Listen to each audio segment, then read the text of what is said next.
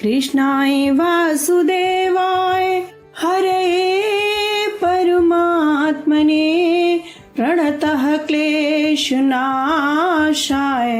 गोविंदाय नमो नमः। ओम नमो भगवते वासुदेवाय नमः। राधे राधे दोस्तों, आज हम श्रवण करेंगे कार्तिक मास महात्म्यम में 24वें अध्याय की कथा। राजा पृथु बोले, हे मुनि श्रेष्ठ, आपने तुलसी के व्रत महात्म्य के विषय में कहा, अब कृपा कर मुझे यह बतलाइए कि कार्तिक मास में क्या और भी देवताओं का पूजन होता है, यह भी विस्तार पूर्वक बताइए। नारद जी बोले, पूर्व काल की बात है, सहा पर्वत पर करवीकर में धर्मदत्त नामक विख्यात कोई ब्रह्मज्ञ ब्राह्मण रहते थे। एक दिन कार्तिक मास में भगवान विष्णु के समीप जागरण करने के लिए वे भगवान के मंदिर की ओर चले। उस समय एक पहर रात बाकी थी। भगवान के पूजन की सामग्री साथ लिए जाते हुए ब्राह्मण ने मार्ग में देखा कि एक भयंकर राक्षसी आ रही है। उसका शरीर नंगा है और मांस रहित है। उसके बड़े बड़े दांत, लपलपाती जीभ और लाल नेत्र देखकर ब्राह्मण भय से थर्रा उठे।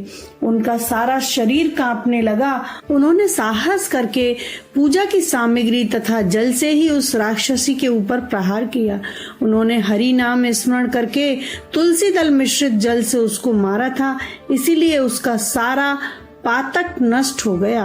अब उसे अपने पूर्व जन्म के कर्मों के परिणाम स्वरूप प्राप्त हुई दुर्दशा का स्मरण हो आया। उसने ब्राह्मण को दंडवत प्रणाम करके इस प्रकार कहा, ब्राह्मण, मैं अपने पूर्व जन्म के कर्मों के फल से इस दशा को पहुंची हूँ। अब मुझे किस प्रकार उत्तम गति प्राप्त होगी? धर्मदत्त ने उसे इस प्रकार प्रणाम करते देख आश्चर्यचकित होते हुए पूछा, किस कर्म के फल से तुम इस दशा तक पहुंची हो? कहाँ की रहने वाली हो? तुम्हारा नाम क्या है और आचार विचार व्यवहार कैसा है? ये सारी बातें मुझे बतलाओ। उस राक्षसी का नाम था कहला। कहला बोली, ब्राह्मण, मेरे पूर्व जन्म की बात है। सौराष्ट्र नगर में भिच्चू नामक एक ब्राह्मण रहते थे। मैं उनकी पत्नी थी।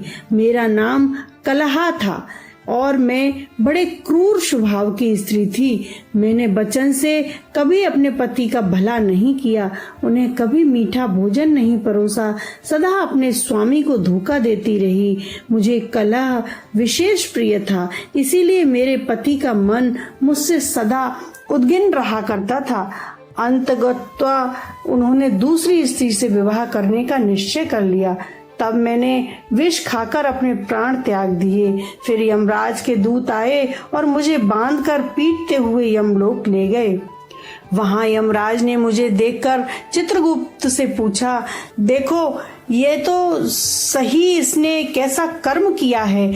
जैसा इसका कर्म हो उसके अनुसार यह शुभ या अशुभ प्राप्त करे। चित्रगुप्त ने कहा, इसका किया हुआ कोई भी शुभ कर्म नहीं है, इसीलिए स्वयं ये मिठाइयाँ उड़ाती थी और अपने स्वामी को उसमें से कुछ भी नहीं देती थी। इसने सदा अपने स्वामी से दोष किया है, इसीलिए यह चमगादुरी होकर रहे तथा सदा कलह में ही इसका प्रवृत्ति रहे। इसीलिए यह विष्टा भोजी सूकरी की योनि में रहे।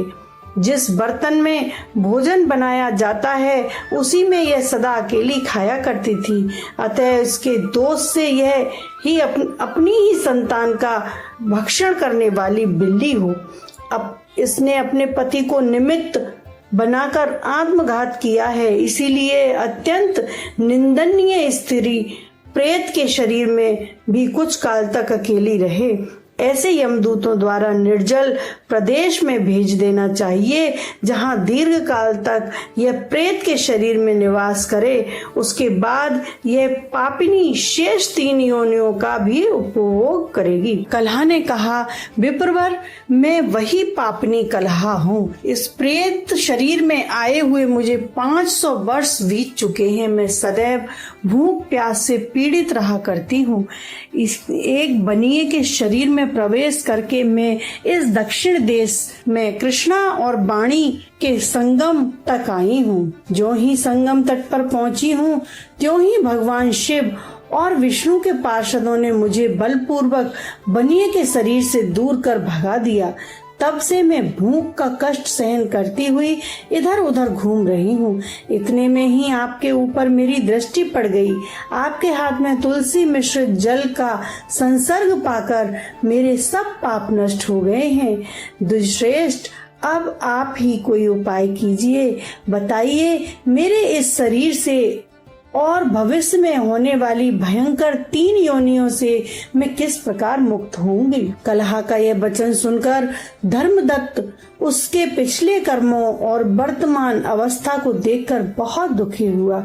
उसने सोचा, बहुत सोच विचार के बाद कहा। जो धर्मदत्त ने कहा वह 25वें अध्याय में सुनिए। धर्मदत्त कहते हैं, तीर्थ में दान और व्रत आदि सत्कर्म करने से मनुष्य के पाप नष्ट हो जाते हैं, परंतु तू तो प्रेत के शरीर में है, अतः उन कर्मों को करने की अधिकारिणी नहीं है। इसीलिए मैंने जन्म से लेकर अब तक जो कार्तिक का व्रत किया है, उसके पुण्य का आधा भाग मैं तुझे दे देता हूँ। तो उसी से सदी गति को प्राप्त हो जाएगी। इस प्रकार कहकर धर्मदत्त ने 12 अक्षर मंत्र का श्रवण कराते हुए उस तुलसी मिश्रित जल को से जो ही उसका अभिषेक किया, त्यों ही वह प्रेत योनि से मुक्त होकर प्रज्वलित अग्नि शाखा के समान तेजस्विनी एवं दिव्य रूप धारणी देवी हो गई और सौंदर्य में लक्ष्मी जी की समानता करने लगी।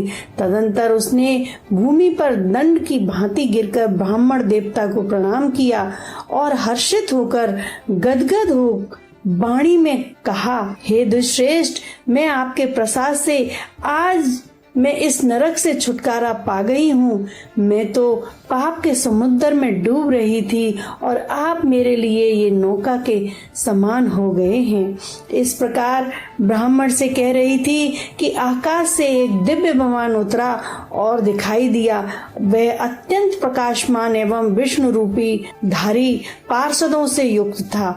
विमान के द्वार पर खड़े हुए पुण्यशील और सुशील ने उस देवी को उठाकर श्रेष्ठ विमान पर चढ़ा लिया। तब धर्मदत्त ने बड़े आश्चर्य के साथ उस विमान को देखा और विष्णुधारी पुरुष पार्षदों को देखकर साष्टांग प्रणाम किया। पुण्यशील और सुशील ने प्रणाम करने वाले ब्राह्मण को उठाया और उसकी सराहना करते हुए कहा, हे देवश्रेष्ठ, तुम्हें साधुवाद है, क्योंकि तुम सदैव भगवान विष्णु के भजन में तत्पर रहते हो, दीनों पर दया करते हो, सर्वज्ञ हो तथा विष्णु भगवान के व्रत का पालन करते हो। तुमने बचपन से लेकर अब तक जो कार्तिक व्रत का अनुष्ठान किया है, उसके आधे भाग का दान कर देने से तुम्हें दूना पुण्य प्राप्त हुआ है और सैकड़ों जन्मों के पाप नष्ट हो गए हैं। अब यह वैकुंठ धाम में ले जाई जाएगी। तुम भी इस जन्म में अंत में अपनी दोनों स्त्रियों के साथ भगवान विष्णु के वैकुंठ धाम में जाओगे और मुक्ति को प्राप्त करोगे। धर्मदत्त, जिन्होंने तुम्हारे समान भक्ति पूर्वक भगवान विष्णु की आराधना की है, वे धन्य हैं, वे कृत्य हैं। इस संसार में उन्हीं का जन्म सफल है। भली भांति आराधना करने वाले पर भगवान विष्णु देहधारी प्राणियों को क्या नहीं देते हैं। उन्होंने ही उत्तानपाद के पुत्र को पूर्व काल में ध्रुव पद पर स्थापित किया था। उनके नामों का स्मरण करने मात्र से समस्त जीव सदगति को प्राप्त होते हैं। पूर्व काल में ग्राह, अगस्त, गजराज उन्हीं के नामों का स्मरण करने से मुक्त हुआ था। तुमने जन्म से लेकर जो भगवान विष्णु को संतुष्ट करने वाले कार्तिक व्रत का अनुष्ठान किया है, उससे बढ़कर न यज्ञ है, न दान है और न तीर्थ है। विप्रवर, तुम धन्य हो, क्योंकि तुमने जगत गुरु भगवान विष्णु को प्रसन्न करने वाला कार्तिक व्रत किया है, जिसके आधे भाग के फल को पाकर वह स्त्री हमारे साथ भगवान लोक में जा रही है। श्रीमन नारायण नारायण हरि हरि, श्रीमन नारायण नारायण हरि हरि।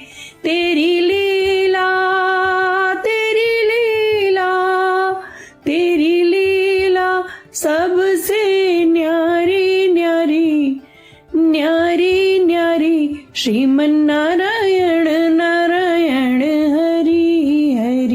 श्रीमन नारायण नारायण हरि हरि। राधे राधे दोस्तों, चैनल को लाइक करें, शेयर करें, सब्सक्राइब करना बिल्कुल ना भूलें।